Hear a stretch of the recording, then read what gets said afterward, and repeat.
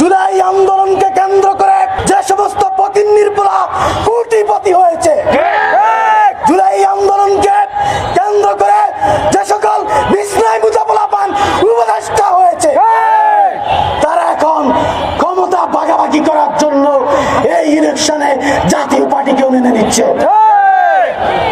তাদের মধ্যে চেতনা যদি থাকতো, জাতীয় পার্টি সহ একই ইলেকশনে তারা যেতে পারে। আমরা আপনাদেরকে বলতে চাই, যদি তাদের মধ্যে সেই চেতনা অবশিষ্ট থাকতো, তারা জাতীয় পার্টি সহ একই ইলেকশনে যেতে পারতো না। কথায় যুক্তি আছে। কোটা আন্দোলন করে যারা চাকরি পেয়েছে তাদের মাথা ঠিক আছে, যেমন হাসনাত, নাহিদ, এদের মাথা কুল। আর যারা চাকরি বাকরি কিছুই পাচ্ছে না, কোনো দায়িত্ব পাচ্ছে না, তাদের মাথা হ্যাং হয়ে যাচ্ছে।